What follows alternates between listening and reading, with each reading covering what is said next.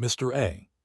That sounds more like a code name for a criminal rather than a powerful man of mystery. It can't be compared to the Fool at all. No, only gods or demigods can be compared to Mr. Fool. Audrey felt a sense of superiority as she thought about this. She looked calmly at Mr. A and spoke to Fours and Zeodericha with a hushed tone. Are there any stories about this man? The hooded Viscount Glaint was equally curious. Zeodericha replied sternly. There were several such incidents in the past. Sequence 8 Beyonders, some even at Sequence 7, have targeted and tried to deal with Mr. A, but they've all mysteriously disappeared. So he truly is a powerful Beyonder, Glaint marveled. They walked into the room as they spoke. The guards immediately closed the door behind them. After adjusting to the gas lamp's light in the room, Audrey saw two blackboards with several phrases written across them right in front of her. At that moment Fours, who had an unlit cigarette in her hand, whispered, "Those are the requests of the members of this gathering. You should be able to understand that many people do not wish for others to know what they possess to avoid being a target of greedy people. Thus, they write their requests, or what they are selling, as well as the rough price on the blackboards anonymously." Audrey nodded. She didn't care to observe the members of the meeting. Instead, she shifted her gaze to the words on the left board. Need a pair of eyes from a mature manhole fish. The dust left behind by vengeful spirits, 165 pounds. 3 pages from Emperor Rosel's notebook, 20 pounds. Audrey couldn't maintain the state of her spectator when she saw that. She was as shocked as she was excited. These prices are too cheap. She thought in excitement and joy. As she walked, her gaze shifted as she saw other notices. Tears of an infant flower, 200 pounds. Mummy powder 10 grams, 5 pounds. Fishman secretion, 30 ml, 29 pounds. Formula for Sequence 8 Potion Sheriff, 450 pounds. Just too cheap. The Beyonder ingredients all cost less than 300 pounds. Audrey's eyes sparkled as she found a place to sit together with her companion. Zeodericha leaned over and whispered into her ear, "Do you have anything you want?"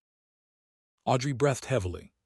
Emperor Rosel's famous quote flashed through her mind, "I want it all." She had 2 elder brothers, rendering her eligibility to inherit the aristocratic title and the main portion of the inheritance null. But as a lady adored by her parents and brothers, she had property, farmland, pastures, mines, jewelry, stocks, and bonds to her name. Together, they were valued at 300,000 pounds. This was a part of her inheritance, but she only possessed them in name before her father, Count Hall, passed away or when she got married. Every year, she received a corresponding amount from a trust fund. But even so, she could receive 15,000 to 25,000 pounds a year, making her one of the richest women among the nobles in the entire Lone Kingdom. Of course, she had expenses she couldn't avoid as a noble. And now that she was receiving annual payouts, she could no longer pester her parents for money all the time. She controlled herself and answered with reservation, "For the time being, I have my sights on Emperor Rosel's notebook. I adore him, and I think that the special symbols and literature he created hold a mysterious power. It's just that we haven't found the correct way to decipher them." "Audrey, you're becoming more and more hypocritical," she added in her heart. Just as she had said that, a young man in a white shirt sitting near them stood up excitedly. He agreed with Audrey, "Yes, that's true. I've finally met someone who shares the same opinion as me. The person with the 3 pages of the notebook, and I can sell them to you right now." Audrey was at a loss at first before she replied with a smile, "Then please allow me to express my gratitude." She took out a pair of 10-pound notes and handed them over to the man, then received the 3 pages of Emperor Rosel's diary in exchange. Of course, no one here knew that they were part of his diary, and thus everyone generally called them his notebook. Audrey flipped through the pages after she received them and confirmed that the writing was similar to the previous pages that she had come across. She put away the diary and asked Zeo and Fours softly, "Who can I look for if the notes are fake?" "Mr. A." "Yes, Mr. A will not allow any fraud to take place in his gathering." "And I could help you mediate this privately too," Zeodericha replied eagerly. Understand?" Audrey entered her spectator state and surveyed the Beyonders and Beyonders to be around her. There were many people looking over because of the excitement of the young man just now. They were observing Audrey and Glaint, some making it obvious while others were more discreet, but Audrey and Glaint's hoods covered their features well. There are sofas and chairs strewn all around the venue, all facing the board. The material of the furniture is rather normal, indicating that the person who gathered them here, Mr. A, isn't a noble and doesn't care much about the venue. Yes, with the confidence he displayed, he need not be overly pretentious with the venue. Audrey looked around and calmly observed. Mr. A looks at all the ladies present, his gaze often lingering on those who have above-average looks. He's lecherous. Why is he looking at me so frequently? Can he see through my robe? Audrey was shocked at this deduction. She felt disgusted, as if she had just eaten a fly. But her worries quickly eased, for she noticed that Mr. A was not looking at her body or the bodies of the other ladies. This means that his eyes cannot see through fabric directly. His sense of sight is exceptional. It's as if he's observing me at a close distance. With that ability, the hood won't achieve much. Audrey calmly observed the rest of the people engaging in their own deals, and got an understanding of the circumstances of some of the people there. At that moment, Mr. A's facilitator walked over and whispered to Audrey's group, "You can write your requests on a piece of paper and pass them to me, or wait till the break later to write whatever you want to sell on the blackboard in the small room." Forrest took a whiff of her cigarette and surveyed the surroundings cautiously. "Have you considered which sequence 9 formula you want?" She had kept her promise and told Audrey and Viscount Glaint about all the sequence pathways she knew of. Audrey pretended to think before saying, "Spectator, I want to become a spectator. And I also want the advancement of spectator, the telepathist." She considered the fact that she would have to come into frequent contact with Fours and Zeodericha in the future, making it highly possible that they would realize that she was a Beyonder, a spectator. Thus, she decided to take this opportunity to reveal this to them, and completely conceal the fact that the Tarot Club existed. "Even though I'll be wasting some money, it'll still be worth it," Audrey praised herself. At the same time, she noticed that Zeodericha was looking at the blackboards from time to time. Her expression was that of desire and depression. "Zeo told me that the corresponding sequence 8 to Arbiter was Sheriff. She's looking at the £450 price tag. Well, it's obvious that she wants the formula for Sheriff. She's already been an Arbiter for more than a year, and she has been unknowingly acting the role of an Arbiter. Her potion should have been digested already.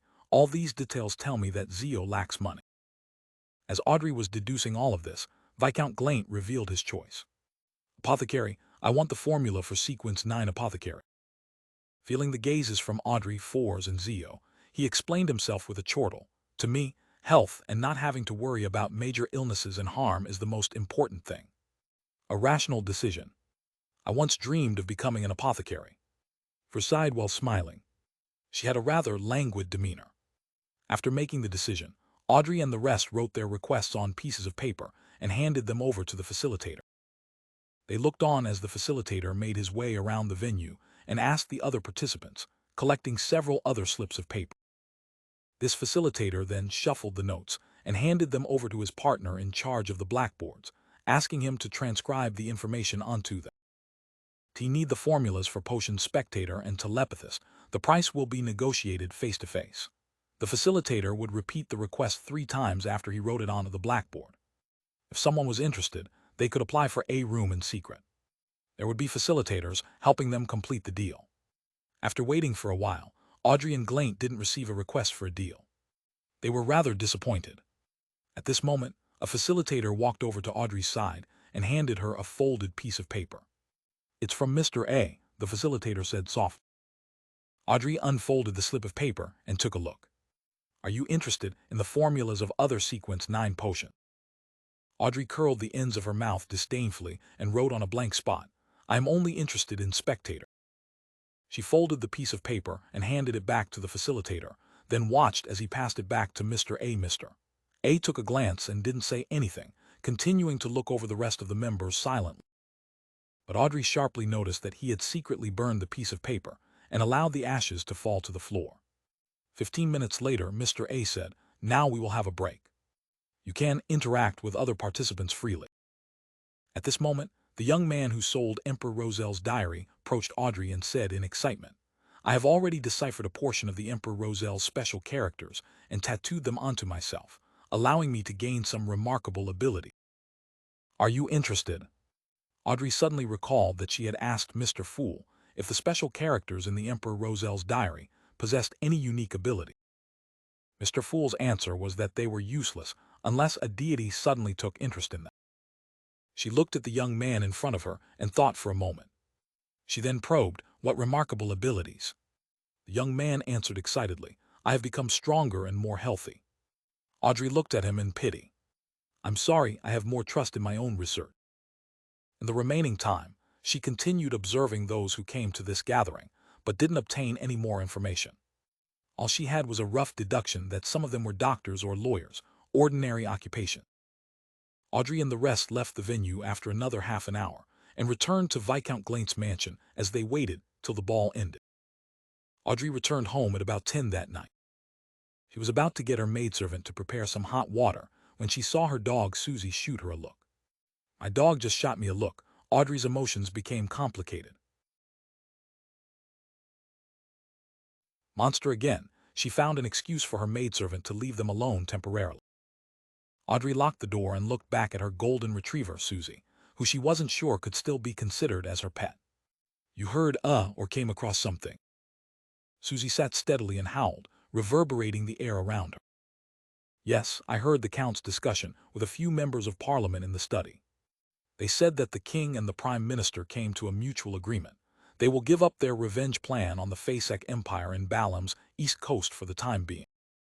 "Where's Balam's East Coast?" Susie's terrifying speed at grasping loan made Audrey feel mixed emotion. She fell silent for a few seconds before she said, "I'll give you a map tomorrow." "K tilde," Susie replied in delight.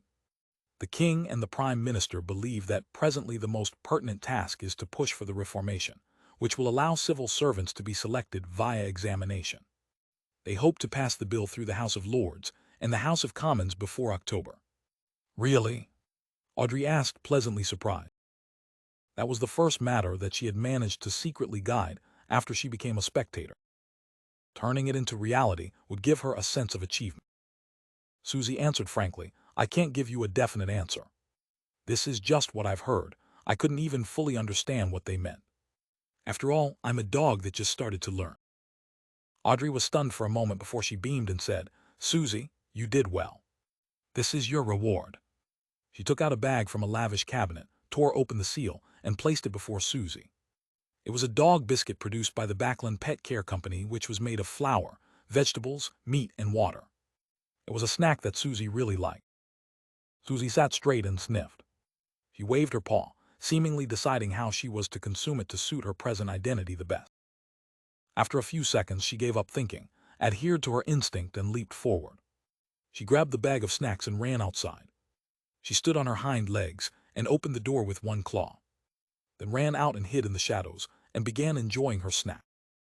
On Sunday, Klein didn't wake up until the afternoon because he had spent the night on duty at Channy's Gate. Klein took the trackless public carriage and arrived at Evil Dragon Bar. He had previously planned to use divination to find Monster Ademisol and determine the reason for his recent oddity. However, he was interrupted by the loss of control of a mandated punisher and could only reschedule it to today. He went through the billiard room and entered the underground market. Klein didn't need to search, for he immediately saw Ademisol shivering in a corner. When the pale-looking young man with black, messy, oily hair sensed Klein's approach, he suddenly covered his eyes and leaned against the wall in an attempt to move towards the side door. Klein quickened his pace and blocked Ademisol from leaving. He tapped the left molars twice secretly. In his spirit vision, Ademisol's aura appeared rather unhealthy. All the colors seemed dim. In other words, although he didn't have any major diseases, his body was very weak. At the same time, Klein realized that vibrant fear and anxiety were revealed in the monster's emotion. He had lost almost all of the blue that represented rational thinking. The surface of his astral projection extended from the depths of his ether body. The color was a unified, transparent, and colorless, just like a pure light. Is this the uniqueness of a naturally born monster? Klein nodded indiscernibly as he stared at Ademisol's face and said, "What did you see recently? What did you come across? Why are you hiding in a corner and quivering, while saying that there are all corpses and that everyone is dead?" Demisol lowered his head and looked towards his toe. It seemed like he didn't dare to look directly at the person before him. He was shivering almost violently in his grayish-blue trousers and ragged linen shirt. He replied in a fluster, "No, I didn't see anything. And no, I only had a dream. There's blood everywhere in the dream and corpses scattered everywhere." Boo-hoo. I was among the corpses. I was there. I'm gonna die, I'm gonna die. I don't want to die, I don't want to die. He laughed and he cried. His reply confused Klein. Klein massaged his temples and lowered his voice to ask again, "Why are you afraid of me?" Demisol was taken aback for a few seconds when he suddenly squatted down. He yelled in extreme fear, "No. No." Everyone looked over, and Klein suddenly felt awkward. "I didn't do anything to you. Why are you screaming as though something happened?" He laughed drily. He saw that a Demisol had curled up in a trembling fetal position. Besides begging for mercy, he didn't say anything else. Klein had no choice but to distance himself and pretend that he was just passing by. Well, maybe I should ask Mr. Azek for advice. But he just went on vacation to the northern part of the Fasek Empire last week, and he'll only return next Thursday or Friday. Before that, I have to first report to Captain. Klein covered his mouth as he yawned. He turned and left the underground market. After he got his salary that week, his private stash returned to £8 10 solid. However, truly rare Beyonder ingredients were so expensive that he could only window shop. Of course, if he wasn't afraid of the high interest, he could get a short-term loan from Swain. When he exited Evil Dragon Bar and waited for the public carriage, Klein considered the future developments. In another week, the £12 from my advance salary at the beginning will be cleared. The money that I bring home will finally reach £3 a week. Melissa will have no excuse about delaying the hiring of a maidservant. The other £3 will remain a secret, and I'll save up more money for myself. And I have to quickly get the telepathist formula or related clues from Daxter Guderian. I can use the excuse of giving an underling funds to exchange it for cash from Miss Justice. This could be done through an anonymous bank transfer. During the process, I'll cause interference via divination. That will be very safe and it won't reveal my identity. After getting on a public carriage, Klein didn't head to the Blackthorn Security Company directly, but planned on heading to the Divination Club for 2 hours.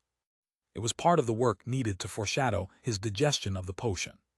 Plus, Klein was now considered famous in the divination industry. They were returning customers from the past, and they were also referral. On average, he would have more than 10 divinations in an afternoon.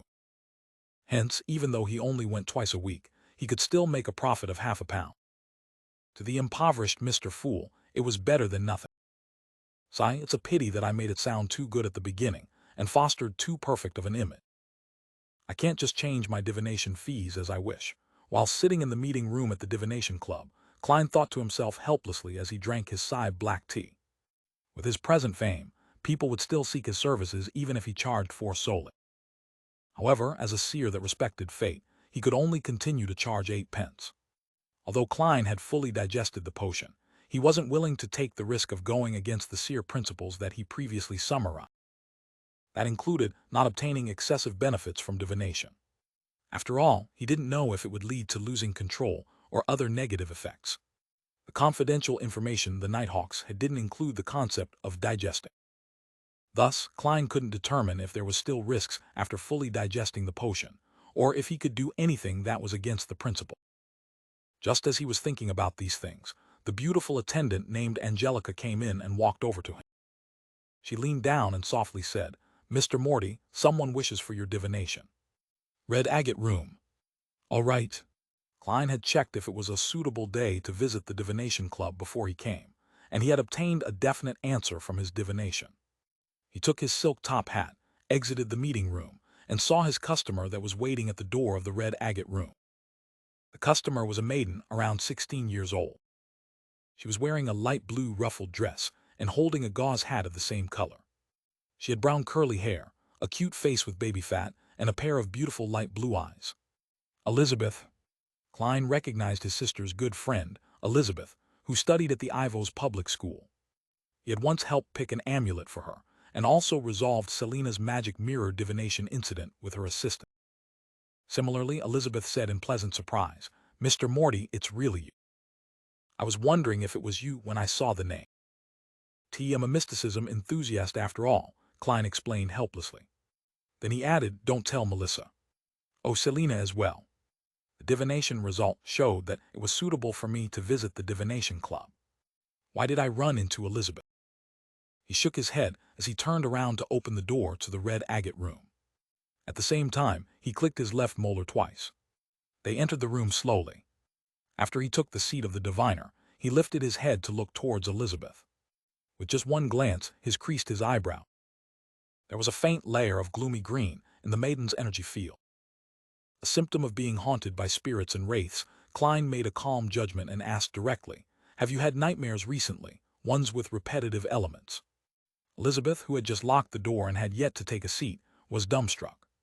It took her a long time to reply, "Yes, that's why I came here to look for you." Klein leaned back and asked, "What kind of dream did you have? When did it start?" "TT began from the last 2 days of my vacation to Lamed Town. Oh, our family has an estate there." Elizabeth was considered half a mysticism enthusiast, so she had better memories of such situations. "In my dream, I always run into a knight in full black armor. He carries a huge broadsword, and his face is fully covered by a helmet, so all I could see is a pair of glowing red eyes. In the dream, he keeps attempting to get closer to me. Afraid I run away, but the distance shortens each and every time." Klein thought and asked, 2 or 3 days before you had such a dream, did you get in touch with any antiques, ancient ruins, burial objects, or a mausoleum?" Elizabeth recalled and answered, I visited a mountain near Lamed Town. There was an abandoned ancient castle. That's a standard opening of a paranormal novel, Klein lampooned silently as he pressed on. "Did you leave anything behind in the castle? Or did you take anything from the castle?" Elizabeth creased her beautiful eyebrows and answered moments later in uncertainty, "I got cut by brambles and bled. Does leaving blood behind count?" Klein nodded with a mask of solemnity and answered in a deep voice, "Yes." Elizabeth immediately turned nervous after hearing Klein's reply. Subconsciously, she began to speak faster. "Can you help me divine the specific reason? It will be even better if you can divine a way to solve this. Divination can only give us a general direction of how to solve the problem, and furthermore, it will be unclear and filled with symbolism, making it difficult to decipher the hints correctly. Of course, you're very lucky. I'm not an ordinary seer. I'm a true mysticism scholar." Klein lampooned the girl's question before saying solemnly, "Since this matter has to do with dreams, I would suggest a similar divination method." All right. Elizabeth nodded her head like a hungry woodpecker. Klein maintained his professional attitude. "I will need you to sleep here and allow that dream to present itself." "Is that a problem?" "There's no problem, I trust you," Elizabeth answered without hesitation while pursing her lips. But she quickly added with a stammer, But I cannot guarantee that I would have that dream." "TT's just an attempt," Klein consoled her with a gentle smile. He then pointed at the long sofa on the side of the red agate room. "Please." No need for that, I'll sleep here." Elizabeth shook her head gently. She crossed her arms and said, "I sleep like this at school after classes whenever I feel tired." She used her arms as a pillow and leaned forward onto the edge of the table. "All right, you can pretend that I'm not here." Klein smiled as he observed the colors of her aura and emotion. He used them to deduce if the girl had fallen asleep or not. "Okay." Elizabeth closed her eyes and buried her face into her arms, trying hard to ease her breathing. Klein didn't speak as he leaned back into his chair. The room suddenly became unusually quiet. It was a peaceful silence, a silence that could make one forget their trouble. Sometime later, Klein took out a semicircular piece of silver from his pocket after he confirmed that Elizabeth had fallen asleep. The piece of silver was filled with indecipherable Hermes phrases, as well as symbolic imagery and number. It was a dream charm that Klein had succeeded in making the previous morning. He had also finished making 2 slumber charms and 2 requiem charms. The former were made with rectangular pieces of silver, while the latter were made with triangular pieces. This was to help him differentiate between them solely by touch during an intense battle. "Crimson." Klein softly recited the phrase in ancient Hermes. This was the activation incantation that he had set.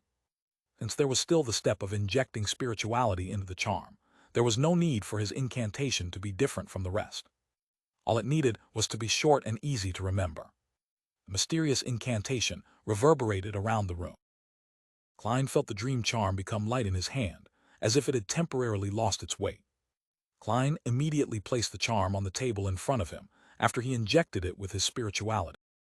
A transparent flame leapt up silently, enveloping the charm and became a deep, serene black. The black flame spread quickly, enveloping Elizabeth and Klein. Klein seized the opportunity to enter his state of cogitation. He used his spirituality to look at the illusory spherical light in front of him. The spherical light was surrounded by a boundless darkness, making it seem exceptionally lonely. Klein didn't dare delay any further as he emitted his spirituality, allowing it to touch the illusory ball of light. Silently, the scene around him started to coruscate and warp, but it quickly settled into a yellowish-brown plain. The plain was littered with the corpses of horses and humans. Fresh blood and weapons could be seen everywhere. Elizabeth was wearing a regal gown with engajantes and a fishnet hat. She was looking around, lost. She quickly saw Klein's figure and revealed a look of surprise and joy. "Mr. Morty, we meet again. I had suspected that the Klein Morty on the name register was you when Selena and I came to get a divination. I came again multiple times, but always missed you as I had to attend lessons during the day. When I was free during the summer break, I was dragged to a holiday at Lamad Town by my parents. You can help me, right?" Klein froze for a moment when he heard the girl's talkativeness. To think that Elizabeth had suspected that I was working part-time at the divination club and tried to find me on multiple occasions. Yet, she didn't appear abnormal at all. Her surprise was authentic, masking her true thoughts. Indeed, everyone's dream shows their most honest side, other than me, Mr. Fool. As he was indulging in his thoughts, Elizabeth's dream changed. A tall knight, about 1.9 meters in height, was walking toward them, dragging a broadsword which was scraped the ground. This knight was dressed in black armor. The metallic sounds of metal colliding could be heard with his every step. Two blobs of red light akin to flames peeked out from the slit of his faceplate. They were staring at Klein and Elizabeth intently. The will of a wraith, still not at the stage of an evil spirit.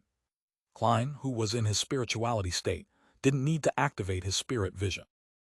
According to the classifications based on the Nighthawk's confidential information, the feelings of vengeance and injustice left behind by spirits were the weakest and easiest kinds of souls to deal with. Following those were shadows and wraiths. Evil spirits were the most difficult soul-like creatures to deal with. The most horrifying of evil spirits were said to be as strong as high-sequence Bayon. With this in mind, Klein took a step forward, blocking Elizabeth behind him. He then stomped down with his foot and shattered the dream. Multiple specks of light scattered like fireflies. Klein's spirituality returned to his body, allowing his eyes to once again adapt to the darkness of the red agate room. He saw the tools needed for divination placed around the table, as well as the dream charm that had almost finished burning. Klein felt the pinch when he saw this. Charms in the Evernight goddess's domain were all made using pure silver, so it pained his heart. Using these charms is akin to burning money. Even if I don't account for my labor costs, the materials alone already averaged to about 6 to 8 soli per charm. Well, he felt a little more at peace when he thought of the Bayonders from the Church of the Eternal Blazing Sun. After all, they burned gold. The corresponding metal for the sun was gold. Elizabeth groaned softly and slowly woke up before straightening her posture. She glanced furtively at Klein and asked, "Mr. Morty, were there any results from your divination?" "Yes." Klein nodded seriously. "Your nightmares should disappear in no more than a week. I will report this to the captain and get him to send someone to deal with it at Lamad Town," Klein added in his heart. "Really? That's great. Thank you, Mr. Morty." Elizabeth became excited. She then suddenly creased her brows. "What's the matter?" Klein asked in concern. "Nothing. I just remembered that I have to go home now." She slowly took out a single soli bill that she had prepared and placed it on the table. She then grabbed her hat and bade goodbye to Klein a little hesitant. After leaving the red agate room, Elizabeth walked toward the stairs outside the door. She flailed her arms after she confirmed that no one was watching and groaned softly, "Pins and needle." How numbing. In the Blackthorn Security Company, Dunn rubbed his forehead as he looked at Klein. "Did you suddenly return because you came across another supernatural incident?" "Hey, Captain, what's with that tone of disparagement?" Klein cleared his throat and answered without hesitation. "Yes." "What's the matter this time?" Dunn Smith rubbed his forehead again. Klein organized his words and replied, "Two things. For the first incident, I discovered Monster, a demisol hunched in a corner, shivering in fear when I was buying materials for my charms at the underground market. When he said that, he hinted heavily that he needed a reimbursement for the materials." Klein couldn't mention the fees for the detective he employed to find Daxter Guderian, for it involved the Red Chimney. He deeply regretted not employing separate detectives. Dunn seemed to fail to read between the lines as he nodded slightly. What happened to Ademisol? Klein exhaled silently and described in detail. Ademisol had a dream. He dreamed that there were corpses and blood everywhere. One of the corpses was his, and thus he became very frightened. Dunn thought for a moment before asking slowly, as a seer, what do you think it symbolizes? A disaster. A disaster that spans a wide area. But I have no information other than this. Furthermore, not everything in Ademisol's dream might have a symbolic meaning, Klein said while deliberating his words. T will report this to the Holy Cathedral and see what they have to say. Dunn shook his head and said in a self-deprecating manner, this isn't something I have expertise in. Klein didn't have any other ideas either.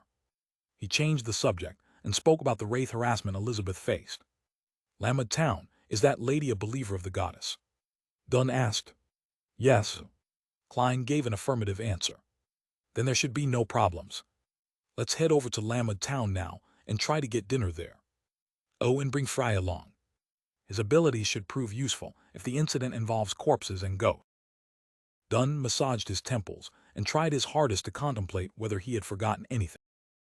If Elizabeth wasn't a believer of the Evernight goddess, then they would have to hand her over to the mandated punishers or the machinery hivemind according to her faith.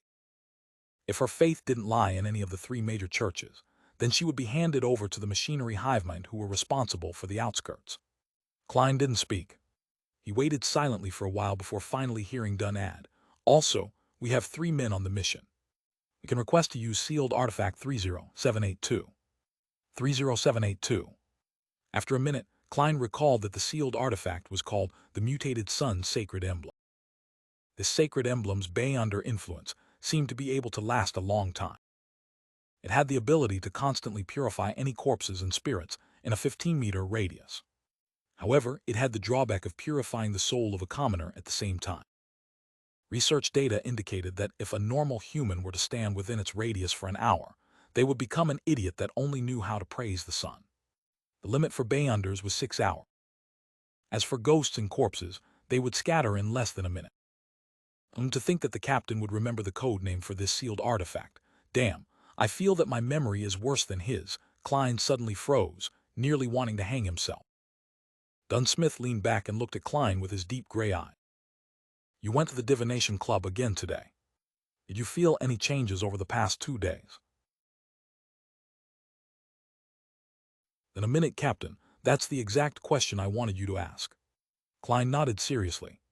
T feel even better. I even believe that I can pass the Holy Cathedral's examination right now. It's a kind of feeling and confidence that can't be described with words. Realizing that his answer could be a little vague, he couldn't help but add, perhaps the name of a potion is really crucial. When I strictly followed the seer principles that I derived and acted as a fortune teller, everything became perfect and easy. Yes, I can now activate my spirit vision with an even more inconspicuous manner. Dunn creased his eyebrows slightly as the light in his eyes converged. He muttered seemingly deep in thought the name of the potion. After about 10 seconds, he looked at Klein again. Do you need to return and inform your family? Sunday is the 2nd day after your duty at Channy's Gate. You're supposed to get some rest. Taking into consideration the fact that Elizabeth was a good friend of his sister, and that he had promised that the problem would be solved within a week, Klein answered without hesitation. We don't have to waste time. After we set off, just get the carriage to take a turn by Daffodil Street. All right. Get Fry while I fill out the application form to get sealed artifact 30782 out. Dunn pointed at the break room diagonally opposite. Fry was a corpse collector, so he didn't possess the abundant energy of a sleepless. If he was free, he would take a nap. Filling in the application form yourself, approving it yourself, and collecting it yourself, Captain, our management system is quite flawed.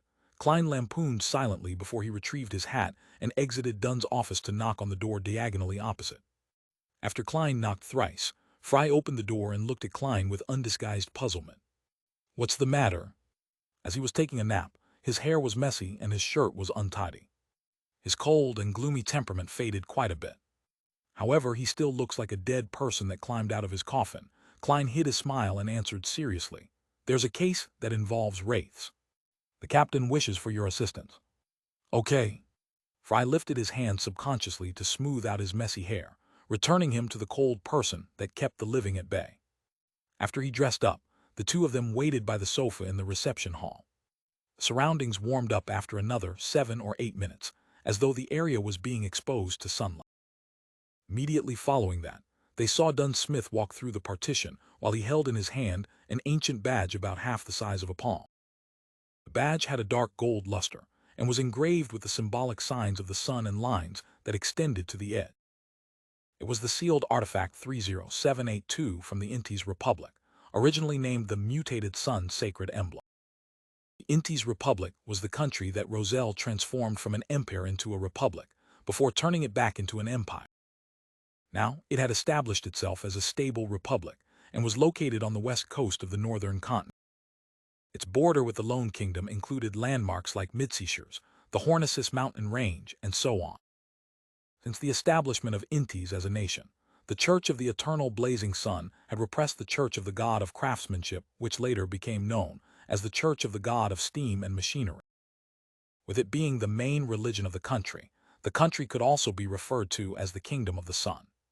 Let's set off. Fry, you'll drive. Cesar can't withstand the purification of the sacred emblem for too long, Dunn reminded them calmly. Cesar Francis was a clerk who was in charge of purchasing and collecting supplies. He was also their driver, but he was just an ordinary person. He couldn't stay more than an hour within a 15-meter range of sealed artifact 30782. The journey from Zoudeland Street to Lamed Town, according to Klein's understanding, would require at least 2.5 hours. That didn't include the time to detour to Daffodil Street. All right. Fry didn't object, but checked if he had his personal items with him. When the rays of the setting sun dyed the pinnacle of the town's cathedral, the Nighthawk's carriage finally arrived at Lamed Town. The town was located at the northwest edge of Tingen. Many buildings still had the unique characteristics of the era before the age of steam. There were nearly 0 factories, and the nearby villages engaged in commercial trading. After they stopped the carriage, Dunn looked at the hair salon opposite and said, "T asked one of the locals earlier. It only requires a 15-minute walk from here to the castle ruins on the mountain. It said that it belonged to a feudal lord who ruled during the 4th epoch. However, no one knows what happened after that. Of course, their description is merely a local myth. Yes, let's go over now and deal with that wraith before the sky turns dark. Then we can take turns to watch over 30782 and keep it away from commoner." From the moment Dunn retrieved the Mutated Sun Sacred Emblem, 3 hours had already passed. It was getting closer and closer to Beyonder's limits. In no time, they would have to part ways and give each other time to recover. Okay. Fry gave a succinct reply. T have no problem about that. Klein touched the slumber charms and requiem charms in his pocket. The 3 Nighthawks in thin black windbreakers walked through the street in the town and headed toward the mountain when they reached a fork in the road. Along the way, the road was overgrown with weeds and clustered with shrubs, but it was still spacious enough to let 2 carriages pass side by side. It wasn't long until they saw a collapsed outer wall of an ancient castle. On the outer wall that was still standing, there were green plants crawling all over it while the exposed part was mottled. When he started to get close, Klein could feel a piercing chill as goosebumps formed all over his arm. "There really is a wraith," Fry said monotonously as he looked at the ancient castle. Dunn looked sideways to steal a glance at the newly promoted Nighthawk. Then he laughed and said, "Don't worry. We have both 3-0782 and Fry. The wraith won't cause too much of a problem." He held his custom-made revolver in one hand and the Mutated Sun Sacred Emblem in the other. He took the first step towards the ancient castle that looked like a ruin. Klein followed closely behind and prepared to pull the trigger at any time, swing his cane, or use his charm. Whoosh, whoosh, whoosh. When Dunn was less than 5 meters away from the ancient castle, where a broken horse stable, water well, and other fixtures were reflected in Klein's eyes, a cold breeze howled in a way that could only be described as sad and shrill. It seemed to be rejecting the uninvited guests. The 3 Nighthawks didn't stop. The warm and pure feeling gradually dispersed the chill and conquered the front of the ancient castle.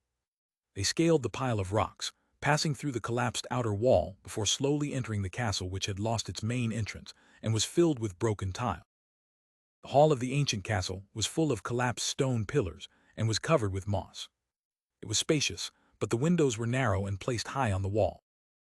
Hence the lighting was poor. It looked dim and gloomy inside. That's also a trait of buildings from the end of the Fourth Epoch and the beginning of the Fifth Epoch.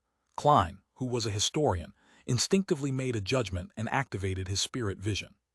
Just then, an illusory yet piercing roar suddenly burst out. Suddenly, from out of nowhere, a thick cloud of black fog filled the air, resisting the infiltration of warmth and purity. A tall figure suddenly surfaced amidst the black fog. He wore full-body, black armor, and carried a broadsword that a commoner would have found difficult to lift. The wraith looked identical to the one Klein saw in Elizabeth's dream. Two flame-like balls of red light shone through the gap of his helmet, appearing cold, but they were staring at the three Nighthawks angrily. "You have disturbed my slumber. You will have to pay with your flesh and blood." He suddenly launched himself forward and instantly shortened the distance to Dunn. He suddenly slashed downwards with his broadsword. Dunn retreated swiftly and lifted his hand to fire his revolver. Clang! The silver demon hunting bullet didn't manage to penetrate the illusory black armor and only produced a crisp but unrealistic sound. Klein and Fry retreated to the side simultaneously. One held a gun in one hand and aimed at the two balls of fire that took the place of the black-armored knight's eyes before pulling the trigger. The other Nighthawk transformed his eyes into a tranquil grayish-white and focused on the wraith. The black-armored knight roared in anger again. He took another huge stride towards Dunn and swung the broadsword horizontally. Bam! The broadsword didn't hurt Dunn, but it knocked him away, causing him to land heavily by the side of the door. It left him spewing a mouthful of fresh blood.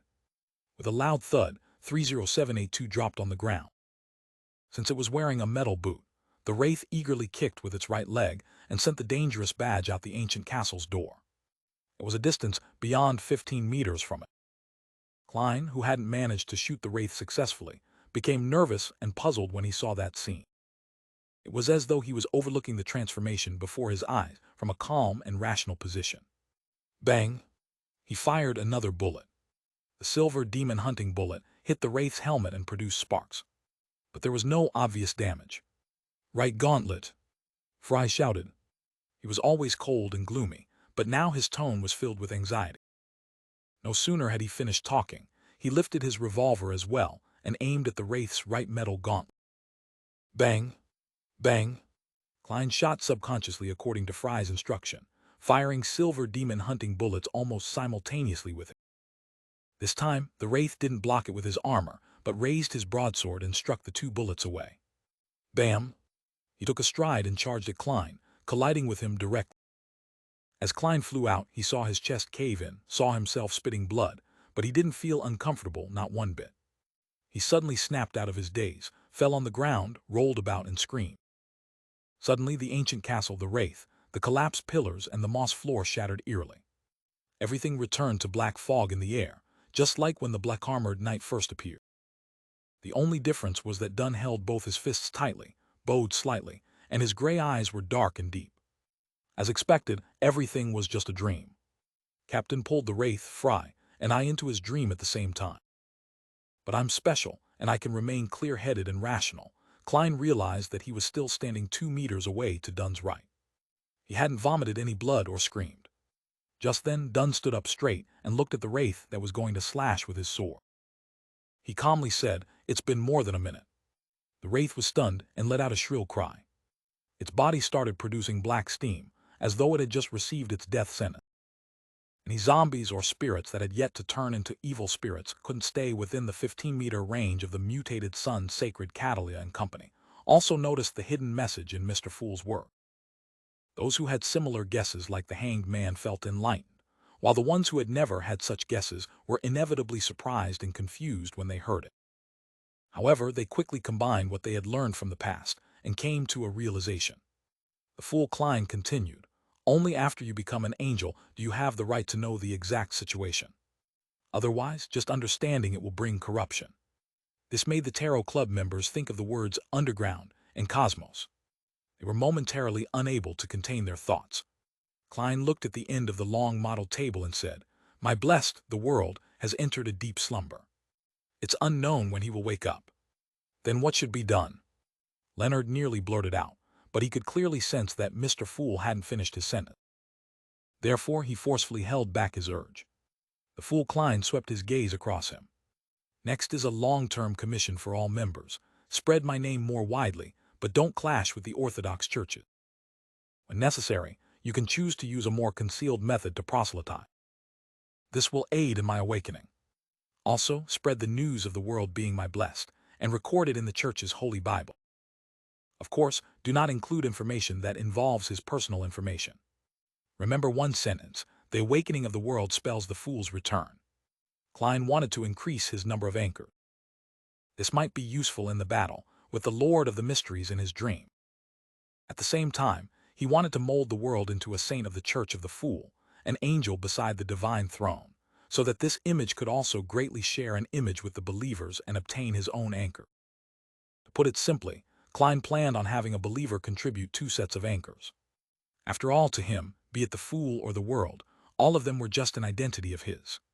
Furthermore, the image created by anchors wouldn't be uniform. They were different and wouldn't affect him. At the level of the fool, the church would spread the name of the deity, the fool's sacred emblem, and all kinds of religious teachings without any concrete images. As for the world, he had quite a number of identities, such as Jam and Sparrow, Dwayne Dentes, and Merlin Hermie.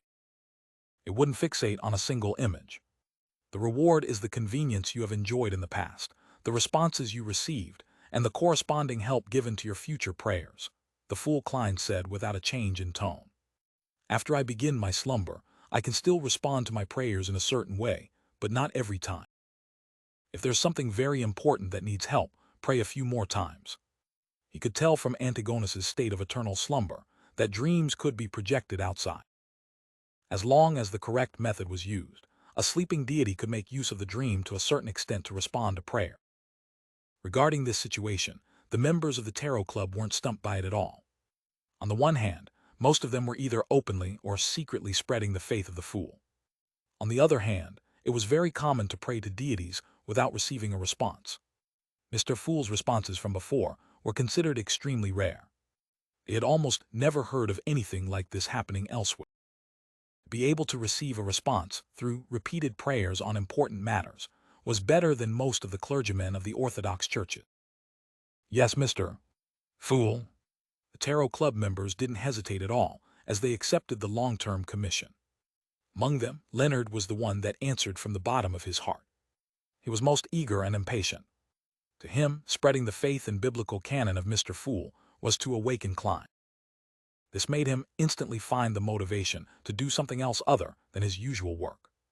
At this moment, the Fool Klein nodded slightly and cast his gaze at Cataly. The previous commission, to gather all the information regarding the hidden sage suddenly coming to life, is still effective. If you wish to take the risk, then go further and investigate the present state of the hidden sage. This will be very dangerous. You can reject it, and the reward is a wish. Catlia thought for a moment and said, "Honorable Mr. Fool, is this related to awakening you? Is it related to surviving the apocalypse?" "Perhaps, perhaps not. I can't give you a definite answer right now. I just see some visions." This time, Klein didn't deliberately create a high-level persona of the fool, because he was already the fool. Also, watch over all your subordinates that are beyonders of the Earth and Moon pathway. Catlia fell silent for a moment before slowly saying, "I'll accept this commission." The Fool Klein cast his gaze to the other side and said to Derek, "Your mission is to protect the new city of Silver and New Moon City and protect the Rorsted Archipelago. The more believers I have, and the safer they are, the higher the chances of me waking up. On this foundation, think about how to expand the church and spread the faith. Your payment is to become my blessed." Derek's eyes suddenly burned as he recalled the encouraging gaze he had received from the chief when he pushed open the final door of the giant king's court. He took a deep breath and said in a firm tone, "Yes, Mr. Fool." Klein nodded and looked at Fours. "You need to protect the Abraham family well to prevent them from suffering the temptation of the cosmos. Also, gather more information regarding the fourth epoch and figure out Mr. Door's condition at that time. Uncover some of the latent problems of the Abraham family." "That's something I wish to do."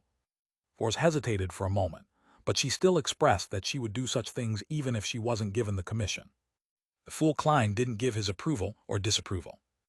Instead, he said, if you're willing, you can write down biographies and stories of the world's different identities using different aliases. The reward for above is that, when you have a chance of becoming a planeswalker and have to head to the cosmos, you will receive my blessing. Although Klein knew that he could use a dream to give a response to a certain extent in his sleep, he wasn't sure if he was the one who had the upper hand or the lord of the mystery. Therefore, he wished to use verbal contracts of providing a reward after the completion of a mission on more important matters. When the time came, even if he was at a disadvantage, he would be able to make use of this sort of invisible promise to give an ingenious response. Planeswalker. Fours was taken aback. To be frank, she had never considered this problem before.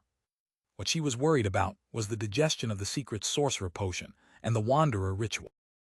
Soon she composed herself and said, "Yes, Mr. Fool." Klein then cast his gaze at Emlyn.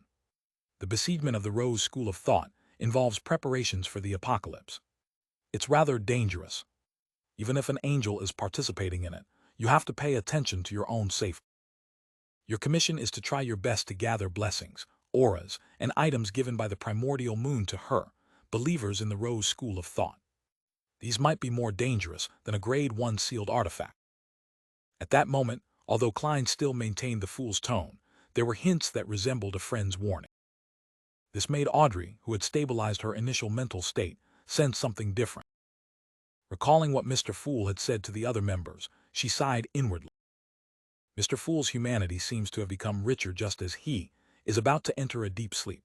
While Emlyn was slightly surprised and puzzled, Klein continued, "Apart from participating in the besieging of the Rose School of Thought's mission, I hope that you can form a pharmaceutical company and perform research on how to mass-produce the medicine with magical effects." "If it's mass-produced, there's no way the products can be equipped with a magical effect," Emlyn replied instinctively. The fool Klein nodded. "Seek out a compromise. Your main goal is to spread my name through this pharmaceutical company. The reward will also be a wish. This isn't a matter of danger, but whether it's possible, the simplest solution is to give me 1,000 apothecary potions. I can form an apothecary factory for mass production," Emlyn mumbled inwardly before replying seriously, "Yes, Mr. Fool." Klein looked to the other side and said to Zio, "The apocalypse is approaching. Be it the Red Priest or the Demoness pathways, they will become active.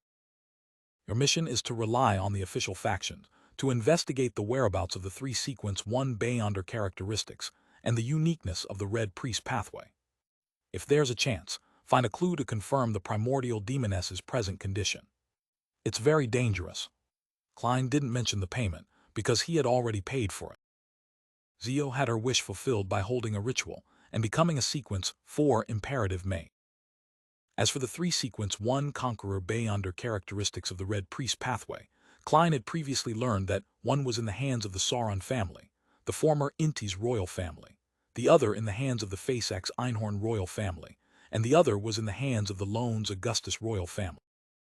Later, as a reward, it was given to the Demoness sect. Of course, this was only a preliminary answer. The corresponding situation could very well have changed. The Sauron family had already been in decline since Roselle's era. It might not necessarily be able to keep the Conqueror's Beyonder characteristic or corresponding sealed artifact under its control. Klein even suspected that it might have been obtained by the Iron and Blood Cross Order. The failure of the war had significantly damaged the Einhorn family. Klein didn't rule out the possibility of the death of a high-level angel or the loss of a Grade O sealed artifact. The location of the Conqueror Beyonder, characteristic that the Augustus family gave to the Demoness sect, was currently the clearest. However, Klein knew that the Red Angel evil spirit, Sauron Einhorn Medici, had been eyeing it all this time. Perhaps he had succeeded, or perhaps he was carrying out whatever plans he had. There were no clues to the corresponding Red Priest uniqueness at the moment. The last time the mysterious world knew of it was at the end of the 4th epoch, during the Pale Disaster. Answers. Zio had always been looking forward and uneasy as to what her mission was. She looked forward to it because she had already chosen to accept Mr. Fool's gift, so she definitely had to pay the corresponding price. Knowing the mission earlier allowed her to prevent unnecessary second-guessing due to the unknown, guesses that only led to greater fear. She was uneasy because she knew that the remuneration she received was too generous. She believed that the final mission wouldn't be simple and would definitely be filled with danger. At that moment, after hearing Mr. Fool's words, her heart finally settled. At the same time, she secretly heaved a sigh of relief. Investigating the three-sequence 1 Beyonder characteristics and the uniqueness of the Red Priest pathway and their locations, and even confirming the present state of the primordial demoness was indeed very dangerous. It was a mission that would result in a terrifying corruption if she wasn't careful, but it was at least better than snatching the uniqueness in sequence 1 Beyonder characteristics or directly facing the primordial demoness. If it were the latter, even with the official factions supporting her, Zio didn't think that she could accomplish it. All she could do was write a will, ready to sacrifice herself at any moment. And if it was just the former, she could use a more roundabout method to obtain the information. She didn't need to encounter powerful existences with high statuses. As a Sequence 4 demigod, Zio was confident. Without any hesitation, she immediately replied, "Yes, Mr. Fool." The fool Klein had planned on looking to the other side. After some consideration, he added, "Be careful of Banzi." Without waiting for the Tarot Club members to start making connections, Klein said to Leonard, "Your mission is similar to the moon. During the besiegement of the Rose School of Thought, gather blessings, auras, and items from the Mother Tree of Desire from their members. It's equally dangerous." Only gave a single warning, without saying as much as he did like when he gave Emlyn the mission. This was because Leonard had a senior angel from the Marauder pathway parasitizing him. He knew many secrets and knew how dangerous the outer deities were. He wouldn't allow Leonard to act recklessly. Seeing that Leonard was about to nod, the fool Klein maintained his tone and continued, "You don't have to do too much in promoting my name. You can even choose not to do it." As one of the 22 high-ranking members of the Church of Evernight, as one of the few high-ranking deacons of the Nighthawks, it was very easy for something to happen if Leonard spread the faith of the fool in private. He would be misunderstood by his colleagues and cause unnecessary conflicts. Miraculously, to Klein, the Moon Emlyn's actions didn't seem to be misunderstood in the same way. The people and Sanguine around him, anything he did wasn't too strange. That's right, Leonard had already recovered from his previous eagerness and realized the cruelty of reality. However, he still wanted to do something. At this moment, the fool Klein added, "You can share the stories of the world with songs and poetry." Songs and poetry, Leonard instinctively frowned. He didn't immediately respond to Mr. Fool. Klein then said, "Other than that, try your best to raise your own level to prepare for the apocalypse. The reward for all the missions is a wish." Although many Beyonder characteristics had fallen into the real world when the god of combat died, bringing with them a batch of Beyonder creatures, mutated monsters, and abnormal lands, Klein didn't know how many Sequence 1 Beyonder characteristics the Evernight goddess had obtained from the warrior pathway other than the uniqueness. But at the very least, a number of the Sequence 2 angels of the Church of Evernight had the possibility of becoming a Sequence 1 angel. At the same time, if they had obtained additional Beyonder characteristics, they could still switch to the corresponding sequence of the death pathway. This would open a path for the saints to advance, not limiting them to just one pathway. Of course, not every Sequence 3 saint wished to become an angel, but Leonard was currently only a Sequence 4 Nightwatcher. Furthermore, if the corresponding Sequence 3 Horror Bishop position was limited, he could consider Silver Knight and Ferryman. K. Klein had one set of the former. Leonard fell silent for 2 seconds before he slowly exhaled. "Yes, Mr. Fool." The fool Klein immediately cast his gaze at Miss Justice, who had been waiting. "Apart from promoting my name, you have 2 missions. One is to assist judgment and investigate the whereabouts of the Red Priest pathway's uniqueness and Sequence 1 Beyonder characteristics, confirming the present state of the primordial demonette. The other is to work hard to raise your level. Emblem for more than a minute." "Holy shit, Captain, you're so cool." Klein looked at the scene from the side and nearly let out a cheer. Dunn had used his dream ability not to attack the Wraith on his own turf, but merely to drag out the time. In the warm and pure feeling, the black steam evaporated quickly and the chill dispersed gradually. In no time, the night became transparent and blended into the void. Clang! A black gauntlet fell to the ground, its surface covered with white frost. Klein was about to ask for the captain's go-ahead to pick up the drop, but when he looked over, his spirituality was suddenly disturbed. Somewhere near the stairs that separated the hall and the dining hall, there was an intense, yet illusory misery and uncleanliness summoning. One of the missions is to increase my sequence. Audrey was somewhat puzzled about this mission. In her opinion, this seemed to be telling an ordinary person, your mission is to earn even more money. Furthermore, this isn't of any value to Mr. Fool. Could it be that he wants me to treat Mr. World? Just as this thought flashed across Audrey's mind, the fool Klein added, the higher your sequence, the more opportunities you have to awaken the world. In this aspect, you can make use of external forces to help. Psychology alchemists that Hermes rebuilds will be one of the choices, but you need to be careful and take precaution. You have to pay a certain price for this. You can give up the reward you received before. This depends on your will and thoughts. Audrey no longer had any doubts. After a moment of silence, she nodded solemnly. Yes, Mr. Fool. Klein's gaze landed on Alger. You will know what your mission is in time to come. Klein had already foreseen the corresponding scene. Without waiting for Alger to speak, he continued, you can bring the sea god scepter, but during this period of time, all the prayers of the sea god believers will be transferred to the sun, directly pointing at me. Although Alger still couldn't accurately guess what his mission was, he already had a vague premonition. After a moment of thought, he replied in an upright manner, yes, Mr. Fool. Klein retracted his gaze and looked around before slowly saying, after this, on the first Monday afternoon of every month, you can still gather here, but there will be no convener. If you need to do a private, mini-discussion, pray in advance and wait for a response. At this point, the fool Klein closed his eyes and said, let us end today's gathering here. The Tarot Club members couldn't help but feel a baffling sense of sorrow. It was as though a grand ball was coming to an end. They stood up at the same time and solemnly bowed towards the end of the long, mottled table. Your will is our will. Klein waited until they finished speaking before he dispelled his control of them. He watched as the crimson starlight scattered and quickly fell. After staring at the scene for a few seconds, he conjured a yellowish parchment and a dark red fountain pen. After some thought, Klein simply wrote, Dear Mr. Azek, due to some complicated reasons, I might be sleeping for a long time. I'm sorry, but I might not be able to write a letter to you for a long time. With just that sentence, Klein stopped and made the pen disappear. Although he had conjured that piece of paper, with his current status, level, and strength, he could sustain it for more than 100 years, even if it was brought to the outside world. He closed his eyes again, summoned Azek's copper whistle and blew it. At the same time, he released some of the restrictions that came from Sephira Castle.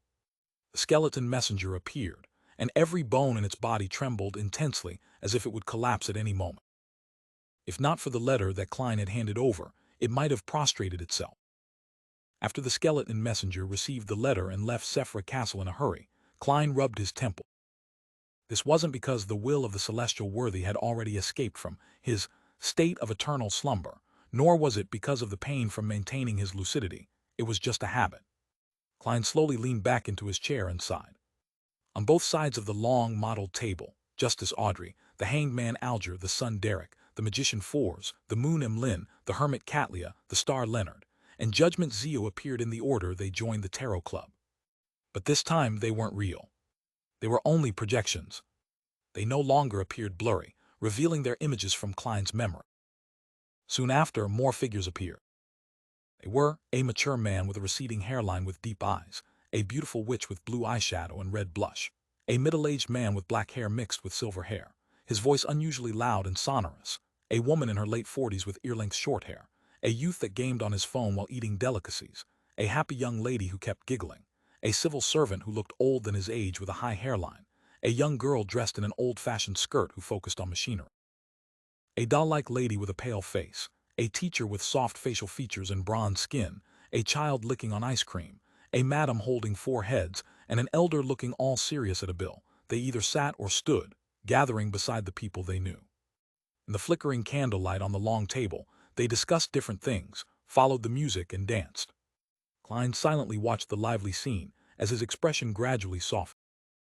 After an unknown period of time, he stood up, passed through them, and walked into the depths of this space. Behind him, the figures, the candlelight, and the music faded away and disappeared. When he saw the strange door of light above the grayish-white cloud, Klein beckoned for the magic mirror, arrows.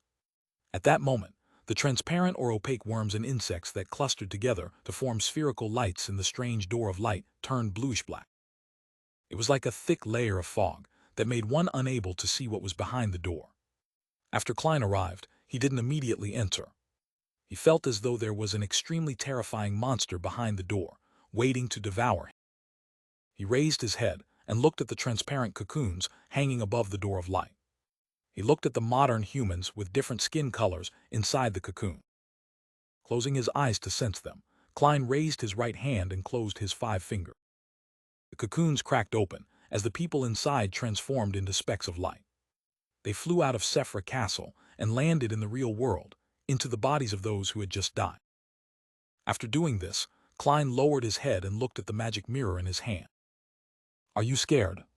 The aqueous light on the surface of the ancient silver mirror swirled, and the pale words outlined itself. "No." In the next second, Arrows raised his own question according to the rules. "Great Master, are you afraid?" The corners of Klein's mouth twitched. "Yes." With that said, he took a step forward with the magic mirror in hand, and walked towards the bluish-black fog in the middle of the strange door of light, passing through it. His figure disappeared behind the door that had the unknown hidden behind. The cracked cocoons were still gently swaying. In the dark blue waves that seemed to never stop in the berserk sea, the future was like a leaf, being thrown high up at times and smacking down at other times. In these waters, there were still some pirate ships that were cruising. They were used to such situations, and felt that it was as natural as the sun rising. After Katlia returned to the real world, she pondered for a moment before spreading open a piece of paper and writing. She wanted to ask the Queen what happened recently. In fact, before Mr. Fool announced that he would enter deep sleep, Catalia had already sensed the impending monumental change. Whether it was the sudden closing of the doors or the meteor shower streaking across the sky to illuminate the world, it gave her some inspiration as a clairvoyant, allowing her to see some blurry vision. Of course, she was limited by her own level, position, and status. She didn't have enough knowledge of what had happened, and she was unable to grasp what exactly had caused Mr. Fool to choose to sleep.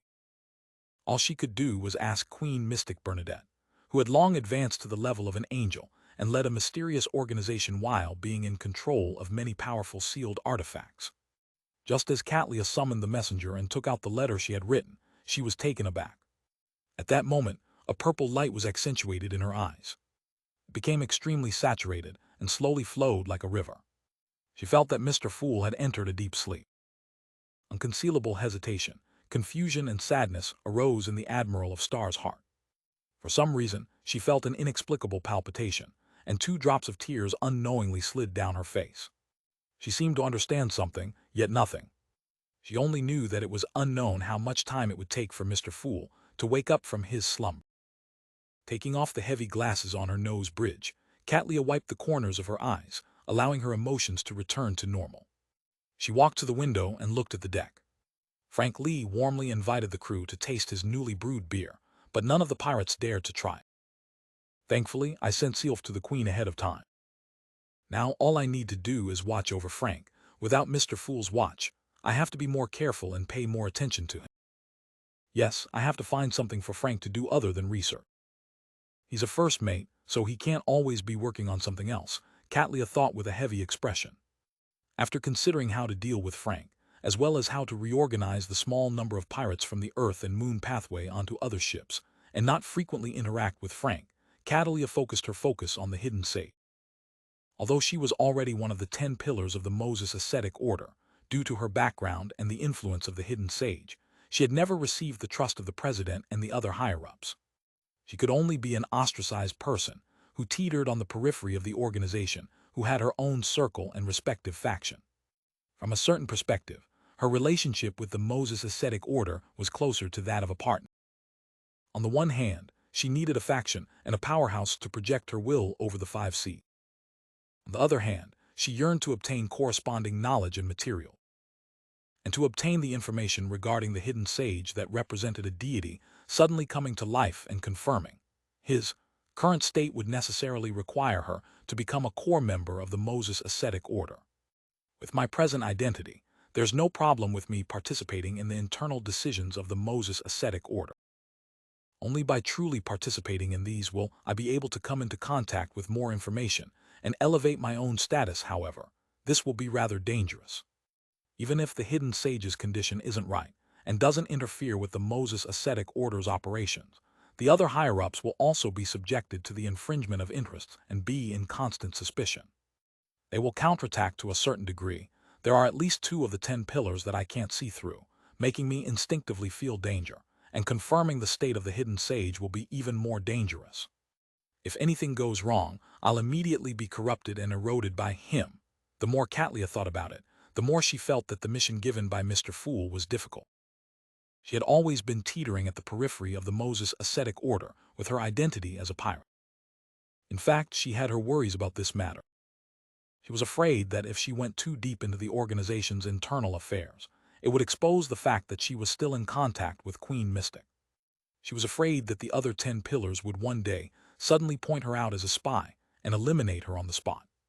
At that moment, Katlia even wanted to abandon Mr. Fool's mission and identity as one of the 10 pillars of the Moses ascetic order.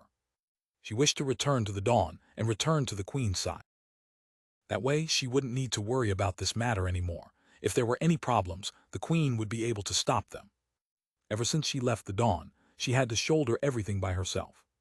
Katlia had always felt exhausted, as her shoulders remained heavy. However, this thought was quickly given up by Katlia. She sighed softly. She understood that she would never be able to return to the time when she was a little girl without worries. She wasn't only responsible for her own life, but also the fate of Frank, Heath, Nina, and the other crew members. Furthermore, she had predicted the arrival of the apocalypse. She hoped that she could become the Queen's most powerful helper and do something for this world. Katlia closed her eyes and muttered to herself, then face it. Truly integrate into the Moses ascetic order and gather the relevant information. After making this decision, Katlia no longer concealed her strength. She raised her hands and used a fairy tale magic. In the eyes of the surrounding pirate ship crew, the future and its fleet became illusory at the same time, turning into countless bubbles. The bubbles reflected a dreamy color under the light's illumination. Then they slowly melted into the sea. Just like that, the future and its fleet disappeared from everyone's eye. Many knowledgeable pirates were first shocked and stunned. Then they had a thought: a new queen over the seas has been born. Queen of Stars. Backlund in a particular house. Zio, who had yet to sort out her thoughts after returning to the real world, saw For's figure appear in front of her as she shouted, "That mission of yours is too dangerous." Zio was taken aback as she instinctively pointed out a problem. "You didn't knock." This was the worst part of living together with a demigod of the apprentice pathway. For's first reflected on herself for a second before confidently saying, "You didn't close the door." She pointed at the ajar bedroom door. "I actually didn't close the door." "That's right." This was a last-minute gathering. I wasn't prepared for it before the matter. Zio opened her mouth, but she couldn't say a word. Both of them looked at each other speechlessly for a long time, but none of them broke the silence. Finally, Force decided to forget the accusation and focused on the mission itself. A mission that involves Sequence 1, and a uniqueness is too dangerous. With that said, she recalled that Zio had already accepted Mr. Fool's gift. Her eyes reddened uncontrollably as she couldn't help but mumble, "Remember to get my help. At the very least, I can help you escape." To them, the things they experienced before had involved very few matters at the Sequence 1 level. Apart from Mr. Fool and the world Jam Sparrow, at most it was them being watched by he who must not be named. At other times, they would at most do trivial matters at the periphery of corresponding matter. They had never faced an enemy that could be addressed as him. "There's some sort of problem there," Klein said with a serious tone, pointing at the steps separating the living room and dining room. He once read in the Nighthawk's confidential records that if similar situations appeared in one's spiritual perception, it usually implied that there was something evil and corrupted hidden at the target location. It was best not to interact with it if one wasn't confident, otherwise, one might lose their life. Sometimes, even a mere glance could result in irreversible damage. Dunn looked over, and similarly with his high spiritual perception, he immediately sensed something wrong. He turned to look at Klein and instructed calmly, "Divine and see if we would be successful in our investigation." Captain didn't get me to divine before we entered the castle. He was rather confident. That means that he believes that the hidden thing might be more dangerous than the wraith. Klein nodded in silence. He holstered his revolver and handed his cane to Fry. He then released the topaz bracelet within his sleeve, held the silver chain with his left hand, and silently recited a suitable statement. Instantly, his eyes darkened as a breeze started spiraling around him. The investigation of the hidden place in the ancient castle would be successful. The investigation of the hidden place in the ancient castle would be successful. After reciting the statement 7 times, Klein's eyes regained their therefore. When she thought of how her friend's mission involved sequence 1 beyonder characteristic, or even a uniqueness and true deity, Forrest couldn't help but feel nervous and worried. Zio smiled and said, "I'm just seeking clues and investigating the truth. It's not like I need to face them directly." She paused for a second and said, "The apocalypse is approaching. We have to do something. Look, even Mr. Fool has fallen into a deep sleep. What's more, trivial figures like us. If I didn't quickly become a demigod, perhaps there's nothing I can do. Now there's at least some hope. At the very least, I can try to awaken Mr. Fool." Forrest had experienced many things and had long understood this principle. She had only been venting her emotions, but now she had calmed down. She thought for a moment and said, "What are you going to do next?" "Just relying on myself to investigate it will definitely be very difficult. We'll definitely need to use MI9's intelligence network. I plan on finding a suitable opportunity to let them know that I'm a sequence 4 demigod. In order to not be suspected, I might need Miss Justice to give me some hints and make some arrangements," Zio answered seriously. Forrest's thoughts raced. "TLL come up with a script for you. I'll act as an antagonist and simulate a lunatic who attempted to advance to sequence 4 imperative mage and then be defeated by you." As she spoke, a story took form. She immediately sat beside Zio's desk, took out a pen and paper, and started writing. "After I write up the story, I'll get Miss Justice to make some amendments and make it appear reasonable," Forrest said as she wrote. As a secret sorcerer, there was no doubt that she could prevent their conversation from leaking out. Zio thought for a moment and said, "Isn't your most important task now to write the biographies and story?" That's simple. I've already thought of plenty of scenes, and there's a lot of material on my mind." "No, nothing of that sort." After muttering a few words, Forrest placed all her focus on writing a script for Zio so as to gain MI9's approval. Seeing her good friend focused on her matter, a smile gradually appeared on Zio's face. She then cast her gaze to the ajar door and heard her brother, Diodericha, seemingly reciting the ancient Fasek words. This was a requirement for studying law to become a lawyer. Their mother was instructing 2 servants to clean up the living room. Their voices reached Zio's ears, and her expression gradually became firm. Although she had no idea what would happen when she faced the Mi-9 brass, and even though she would encounter unknown dangers when completing Mr. Fool's mission, as well as the unknown future during the dawn of the apocalypse, Zio knew that if she didn't do anything or take on certain risks, and just enjoyed the pleasant times with her family just like that, she would ultimately be drowned by the floods like most people who were unprepared. And now there was at least a path filled with brambles, one that had a glimmer of light at the end of it. It needed the realization of sacrifice, and to grasp it with courage. More 1392 yesterday, no more in a room beside the Evernight Cathedral in the southern continent, East Balam, Leonard's consciousness returned to the real world. After a few seconds of silence, he picked up the cup of coffee that had turned cold and took a sip. The bitter taste filled his mouth, gradually waking his mind up. "Old man, what happened today?" Finally, Leonard couldn't help but ask. After a moment of silence, Palazoros replied wistfully, "Error has perished." Error, Leonard almost didn't realize which existence old man was referring to. In the next second, he couldn't hide his astonishment as he nearly forgot to whisper, "Ammon." This was a standard true god. Yes.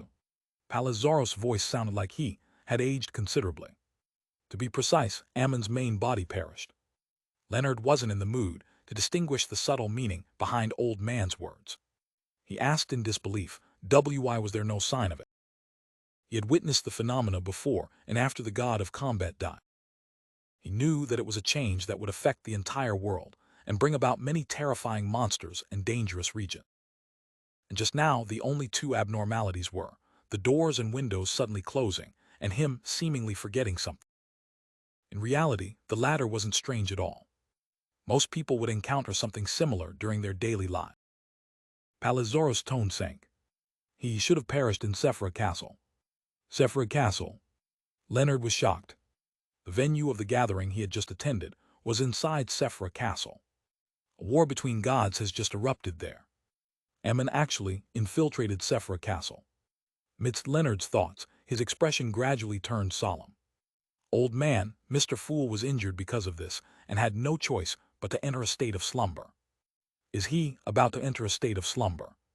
Palizorost asked in return. He didn't seem to be too surprised about this. Leonard tersely acknowledged. The reason he summoned us today was because of this matter. Palizaros fell silent for a few seconds before saying, his choice to enter a state of slumber is indeed related to the previous battle of gods and Ammon's infiltration, but it's not because of injuries, but because of corruption. Corruption? Leonard blurted out in surprise. Even at Mr. Fool's level, irreversible corruption can still be encountered by him. Palizaros regained his previous poignant tone. Everything has godhood. By relying on godhood to become a powerhouse, one can never escape the shackles of godhood. On this point, it's the same for you and me. Likewise for the fool. Perhaps he shouldn't be called the fool anymore. He is equivalent to half a Lord of the Mystery. Lord of the Mysteries, regarding the problem of the mental imprint in a beyonder characteristic, Leonard indeed had a deeper understanding of it than demigods at his level. However, he still had several holes in the knowledge on this matter. Even though he had heard Old Man mention the term Lord of the Mysteries, he didn't understand what it meant. However, at present, he could confirm that Mr. Fool's level had transcended sequence 0 according to Mr. Fool's words during the gathering, and what Old Man had just said. His strength was enough to kill a true god. Leonard cleverly didn't probe further. He changed the topic in a deep voice. Old Man, why is Klein sleeping as well? Are you able to wake him up as soon as possible? Palizaro's tone was somewhat odd. How could an old and weak angel like me know about matters at the level of gods? As for the awakening, even the fool has no better solution, much less me. Leonard remained silent for a moment. He picked up his coffee cup and took another sip. After a while he asked hesitantly, Old Man, do you have any way of stealing the artistic flair of others? Palizaros scoffed. The definition of artistic flair is vague, with no clear categorization. There's no way to steal it. However, if you change it to natural talent, there's a way. Forget it. Leonard ultimately couldn't do anything about stealing the natural talent of others to help him resolve his problem. Palizaros added with a smile, if you can't accept this method, then you can find a natural talent that you want of someone who's very poor. Make a deal with him and give him the money he wants to exchange for the corresponding natural talent. It's a little like a deal with the devil, Leonard commented objectively. Palizaros chuckled and said, there's another simple solution. That is to spend money to hire naturally talented people to help you resolve the corresponding problem. Old Man, why didn't you say so earlier? Leonard instantly saw hope. Palizaros scoffed. You didn't manage to think of something that simple. He thought you had eliminated this option before consulting me. Leonard ignored Old Man's mockery. After some serious thought, he felt that this idea was indeed feasible. However, he soon felt a little guilty and uneasy, as if he was avoiding his responsibility. Regarding this matter, I still have to do something personally. Apart from inviting someone to write songs and poems, I have to write a little with this in mind. Leonard suddenly stood up and walked to the door. Where are you going? Palizaros asked in surprise. Leonard frowned slightly as he said firmly, I'm going to the nearby bookstore to buy some poem anthology. Ever since he advanced to Nightmare, he had given up the collection of poems he had bought in the past, making most of them nothing but decoration. When he became a spirit warlock, he began to collect poem anthologies that were suitable for some spirits to read, allowing him to chant the appropriate parts in a battle to create beyonder effects that worked in concert with him. Therefore, when he came to the southern continent, he didn't bring a single poem anthology book. He only remembered a few of those that he often used in the past. I never expected that, after becoming a high-ranking deacon, I would need to read poem anthologies again. Leonard sighed inwardly as his steps became firmer. Palizaros had never imagined that Leonard's next step would be to buy poem anthology. After a while he probed, is this an order from the fool? Yes, for promoting the corresponding legendary stories, Leonard answered simply as he opened the door and walked out. Palizaros fell silent once again before saying, apart from writing poems, you have to pay more attention to the besiegement of the Rose School of Thought. Leonard walked down the stairs and entered the streets. He looked at the pedestrians and nodded gently. Yes. At that moment, as he walked towards the bookstore, he felt as though he had returned to Tingen, back to the time when he was still a midnight poet. At that time, he had also walked along the bustling streets, preparing to buy a copy of Classical Poems Anthology of the Lone Kingdom and Selected Poems of Roselle. Backland at the Harvest Church south of the bridge. After Emlyn White regained his senses, he found himself standing in front of a window. The sun was already dim outside, and the flowers were flourishing. His feelings towards Mr. Fool's slumber were slightly different from the other Tarot Club members.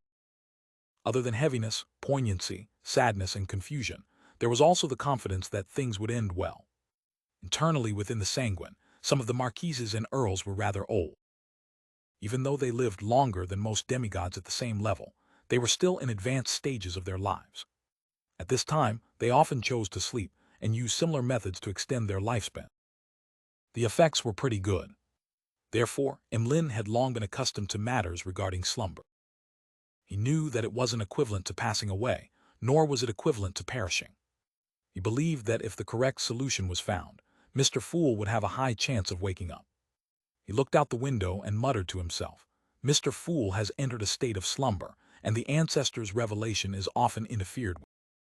It's obvious that she can't provide help frequently. After a brief silence, Emlyn sighed silently. Indeed. In the end, I have to face it myself and bear it. This is the destiny of the Messiah. At the mention of the word Messiah, Emlyn clearly smiled with a self-deprecating hint. He then repeated inwardly, I can only rely on myself.